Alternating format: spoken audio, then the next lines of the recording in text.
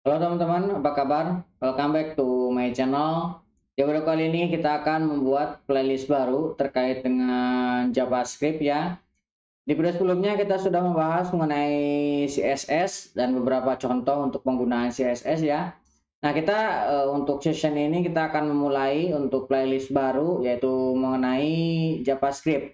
Tadinya saya ingin membuat kayak semacam latihan-latihan untuk front end, tetapi kalau misalkan hanya CSS saja, kayaknya agak kurang ya. Jadi kita lengkapi dulu. HTML sudah, CSS sudah. Nah, sekarang kita akan bahas mengenai JavaScript. Nanti setelah ketiga itu kita pelajari, kita baru masuk ke latihan-latihan untuk front end-nya ya. Oke, kita masuk ke materi mengenai JavaScript ya. Nah, kita harus tahu apa itu JavaScript. JavaScript adalah bahasa pemrograman yang awalnya dirancang untuk berinteraksi dengan elemen halaman web. Jadi tujuannya awalnya seperti itu. Tapi sekarang faktanya JavaScript banyak sekali digunakan untuk backend juga. Bahkan ada terminal kayak Hyperterminal itu menggunakan JavaScript. Dan ada banyak lagi aplikasi-aplikasi yang dibuat menggunakan JavaScript.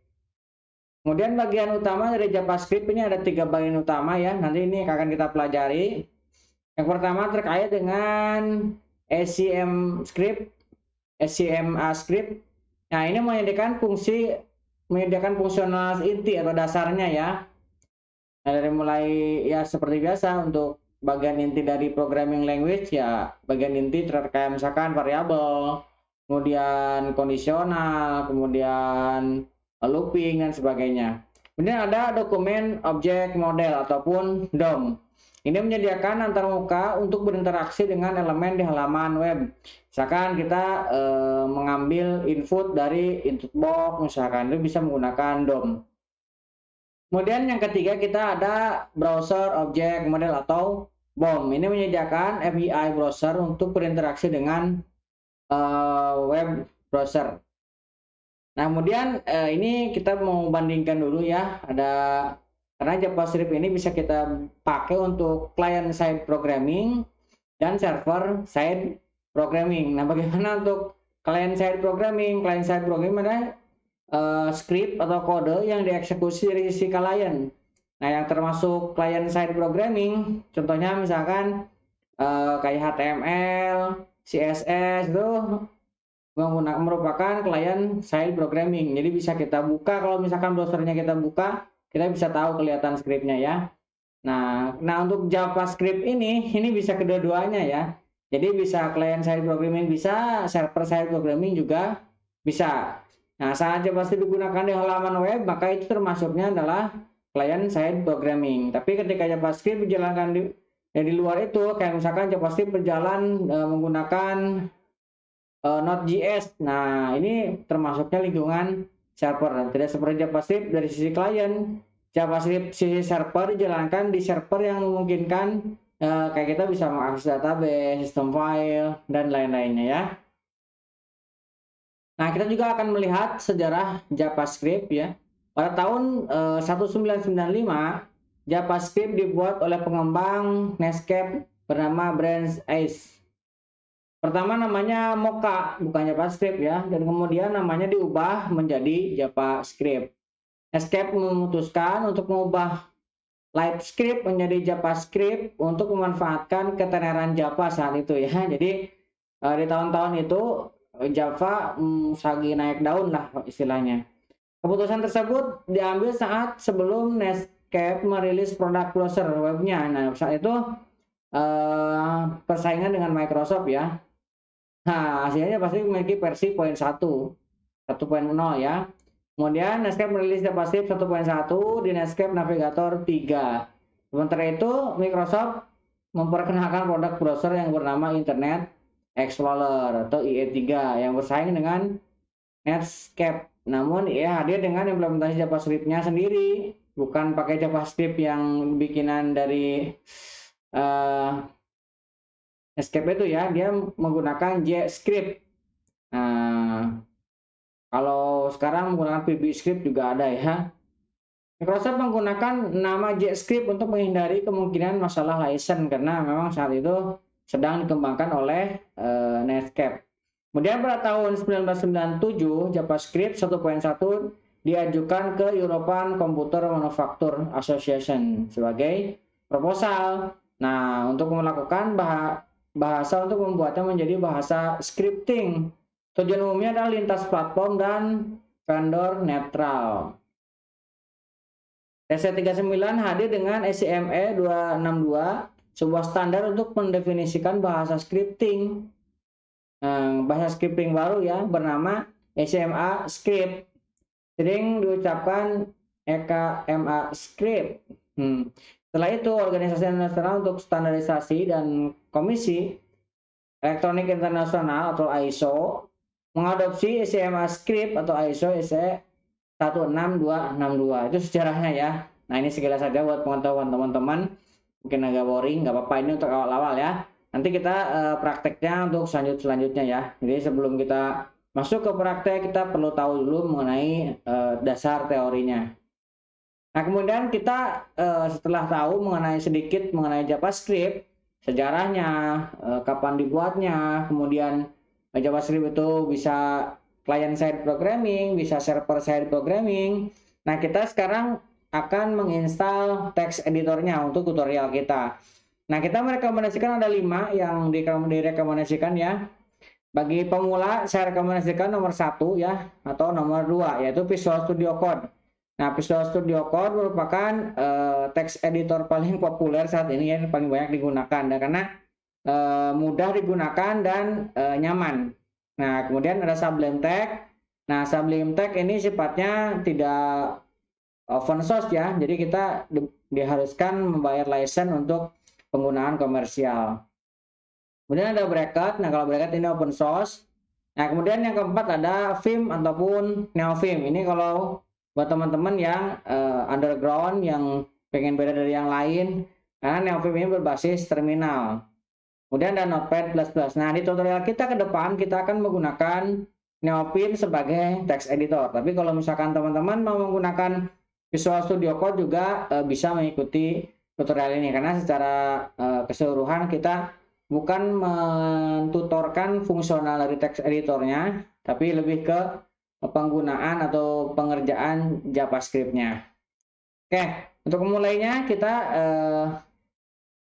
saya mau config untuk JavaScript-nya ya. Bukan JavaScript ya, untuk text editor-nya. Nah, untuk text editor saya akan menggunakan NeoVim. Nah, di sini saya ada config yang saya miliki. Nanti teman-teman bisa mengambil config saya. Ini nanti linknya saya taruh di kolom deskripsi ya. Oke, untuk melakukan config di Windows, ini ada 2 config. Saya jelaskan di bagian bawah. Ada panduan untuk Windows, ada panduan untuk Linux. Nah, panduan untuk Windows yang pertama kita harus menginstal dulu NeoVim-nya. Nah, ini bisa download dari yang ini, dari GitHub ataupun dari yang link yang kedua. Nah, saya akan mendownload yang ini ya, versi NVIM Win64 yang MSI, karena kita akan menggunakan Windows sebagai sistem operasinya. Nah, di sini saya sudah menginstalnya. Jadi kalau misalkan kita buka di sini, nah ini terminalnya. Nah, teman-teman juga nanti kalau misalkan mau menggunakan yang sama, install terminal dulu dari Microsoft Store. Jadi saya ini sudah menginstal terminal dari Microsoft Store. Nah, ini Microsoft Store kan. Nah, kita bisa menginstal terminal dari sini. Ini agak loadingnya agak lama ya. Ya, tunggu sebentar deh, biar teman-teman jelas. Oke, sambil menunggu itu muncul, saya mau lihatkan di sini NeoVim saya. Ini ada version ya, NVIM bukan NeoVim ya. Ini ditulisnya bukan NeoVim tapi NVIM strip version. Nah, seperti ini saya sudah menginstal yang versi 0.8.1. Jadi sama dengan yang ini ya. Ya, teman-teman bisa menggunakan ini. Installnya gampang kok, tinggal di next aja. Nah, itu sudah bisa harusnya ya. Oke, tadi yang terminal. Nah, ini sudah muncul. Teman-teman tinggal ketikkan di sini terminal. Nah, Nanti teman-teman tinggal install saja terminal. Nah, ini terminal nih. Ini terminal tinggal diklik. Nah, karena saya sudah install di sini tulisannya open ya. Nanti teman-teman tinggal install, ikuti aja. Oke, kalau itu sudah, kita harus install juga PowerShell. PowerShell yang terbaru ya, karena PowerShell yang bawaannya itu masih versi lama. Nah, PowerShell. Nah, saya menginstal versi terbaru yang ini ya. Nah, ini versi berapa nih? Versi 7. Nah, versi ini ya. Saya menggunakan versi ini, maka di sini terlihat ini tinggal open. Nanti kalau misalkan sudah, nanti akan terlihat di bagian ini. Ini ada PowerShell. Nah, ini ada dua versi kan. Ini versi yang lama. Ini versi yang baru diinstal. Nanti kita menggunakan versi yang terbaru, versi 7.3-nya ini. Ini seperti ini. Oke, kita sudah berhasil menginstal NeoVim-nya. Nah, kemudian kita lihat lagi panduannya di sini. Setelah menginstal NeoVim, yang kedua kita harus menginstal Git. Nah, saya menginstal yang ini ya, yang Git for Windows 64 bit karena Windows saya 64 bit. Nah, ini akan saya batalkan karena saya sudah menginstalnya. Nah, kita bisa cek di sini Git version. Nah, ini ya, lihat. Saya sudah menginstal Git versi 2.38. Nah, yang ini 2.38. Sama ya. Itu kalau teman-teman sudah install bisa dicek dengan cara seperti ini. Oke, kita lihat lagi. Nah, di sini kita harus install Node.js. Nah, ini tujuannya untuk supaya kita bisa compile nanti ya. Karena ada banyak memang yang digunakan dari Node.js ini. Ini saya menggunakan versi 18.12 ya.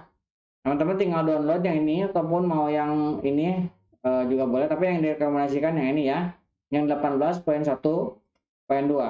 Nah, saya coba cek Node versionnya. Nah, versi 18.12. Kemudian saya juga punya NVM. NVM versionnya.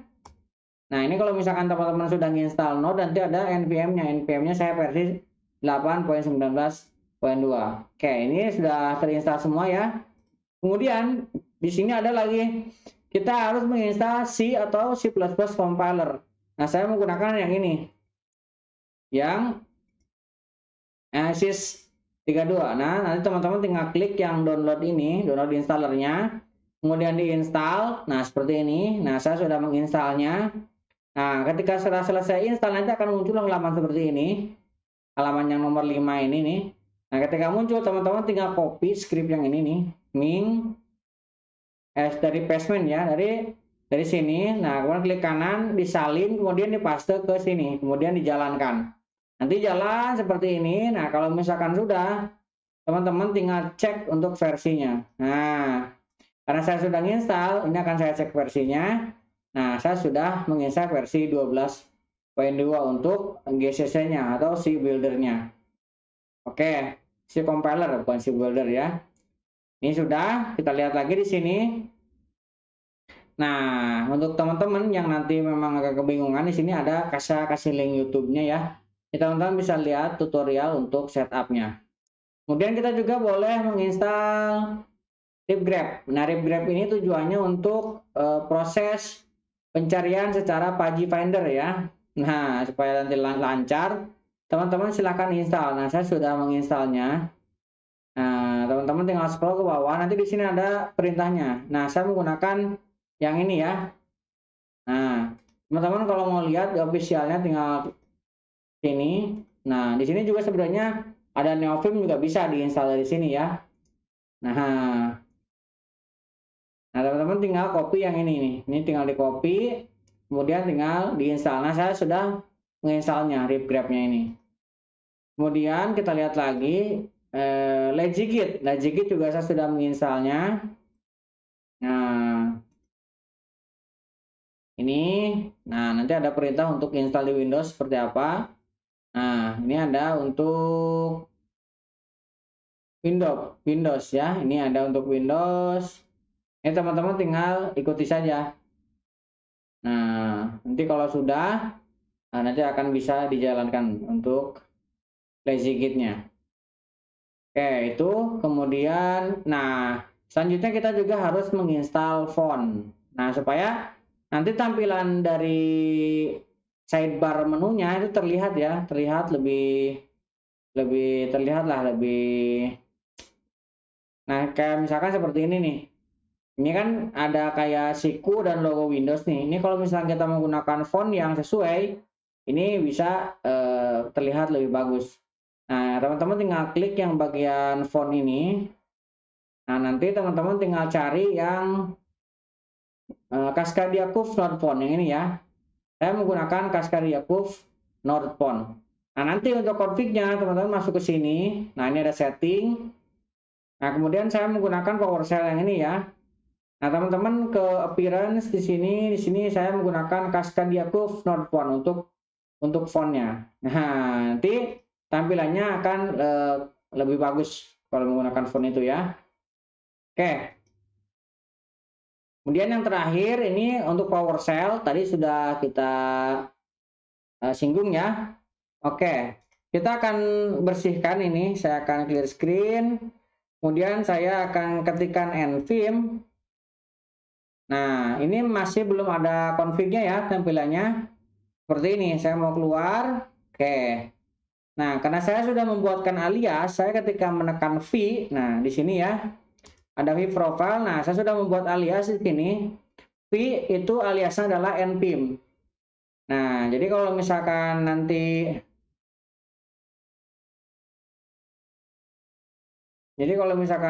kita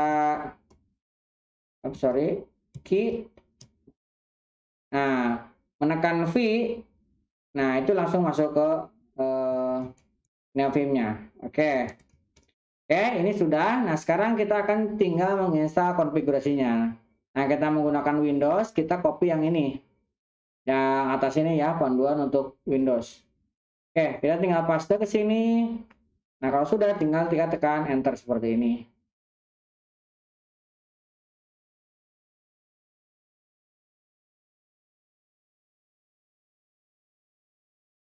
Oke, kalau sudah seperti ini, kita tinggal tekan V ataupun npim. Seperti ini, tinggal tekan enter. Nanti akan ada error awalnya, nggak apa-apa. Kita tekan enter karena kita belum melakukan konfigurasi. Nah, biarkan ini untuk mendownloadnya. Nah, ini akan download dulu. Kita tunggu sampai dia selesai untuk download.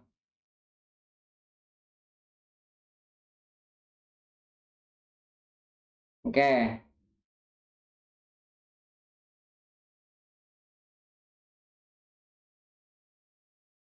Masih menunggu ya. Ini masih ada yang belum selesai.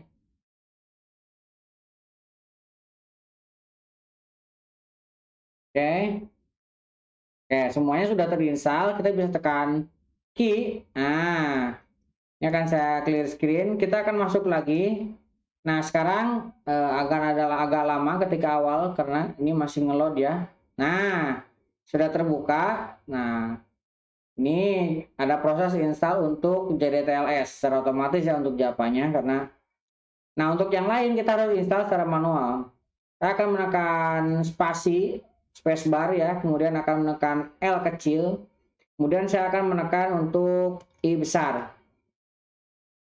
Nah, di sini udah muncul ya. Saya akan menekan Ctrl F. Jadi di sini language filter, press Ctrl F untuk saya tekan Ctrl F. Maka dia akan muncul. Nah, yang akan kita install di sini HTML yang pertama ya, karena kita akan menggunakan HTML. Nah, lihat di sini ada HTML LSP. Kita akan tekan I untuk melakukan install. Kemudian kita juga harus menginstal Prettier. Ini tujuannya untuk auto format ya, supaya nanti ketika di save langsung rapi. Ini juga akan kita install. Kemudian satu lagi untuk Prettier D-nya juga ini akan kita install. Installnya kita tinggal tekan I ya, tekan tombol I ini untuk menginstalnya. Oke, ini masih proses. Nah, lihat di sini ada perintah npm karena tadi kita menginstal Node.js ya, tujuannya untuk ini. Nah, ini akan saya tekan escape untuk balik lagi. Kemudian saya akan tekan lagi Ctrl F. Nah, kita akan menekan CSS. Nah, karena kita nanti akan ada CSS-nya juga. Nah, ini akan saya tekan I. Nah, untuk menginstalnya.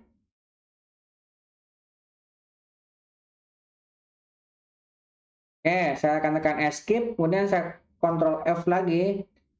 Saya akan cari JavaScript. Nah, ini JavaScript. Nah, di sini ada banyak ya JavaScript. Nah, yang akan saya gunakan di sini ini tipe script language server. Ini akan saya tekan I. Nah, ini untuk JavaScript-nya. Nah, teman-teman boleh pilih yang Slim juga boleh. Tapi saya akan menggunakan yang tipe script ini.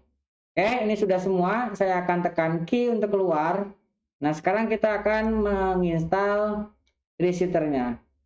Tekan titik 2, kemudian TS, kemudian install, dan tekan tab.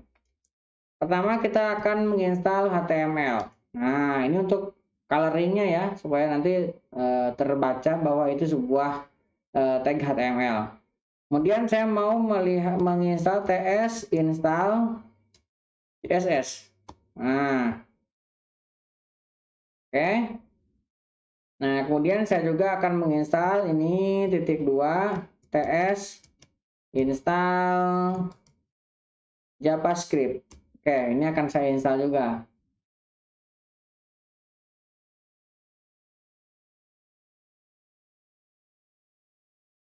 Oke, kita tunggu beberapa saat.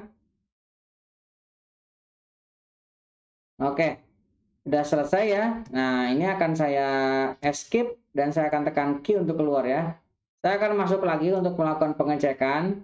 Oke, ini akan saya tekan spacebar, kemudian L kecil, kemudian I. Oke, di sini sudah terinstall beberapa language yang akan kita butuhkan ya. CSS, HTML, Prettier, tipe script. Oke, ini sudah. Saya akan tekan Q untuk keluar, tekan Q untuk keluar.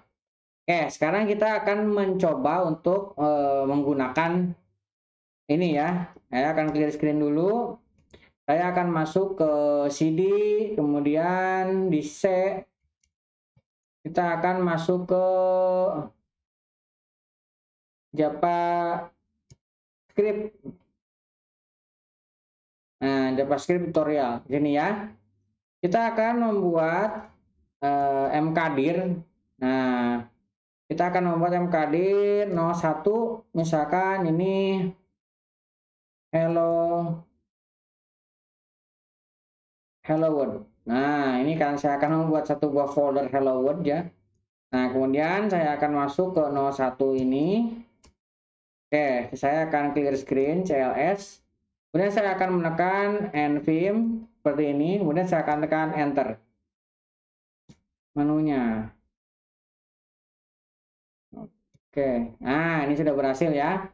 Tadi belum ke load ininya.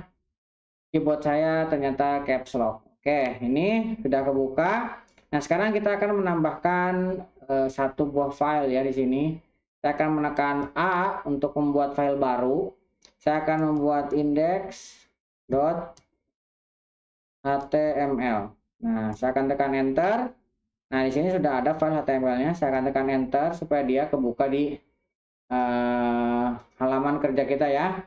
Oke, saya akan tekan I, kemudian saya ketikkan HTML seperti ini. Saya akan generate. Nah, ini HTML untuk HTML5 ya. Oke. Nah, ini CSS-nya akan saya hapus dulu. Karena nanti kalau nggak dihapus akan bikin error ya. Oke, di dalamnya kita akan tambahkan ini script JavaScript. Oke. Script. Nah, kita akan panggil ini. Kemudian kita akan coba jalankan konsol. Oke, console.log.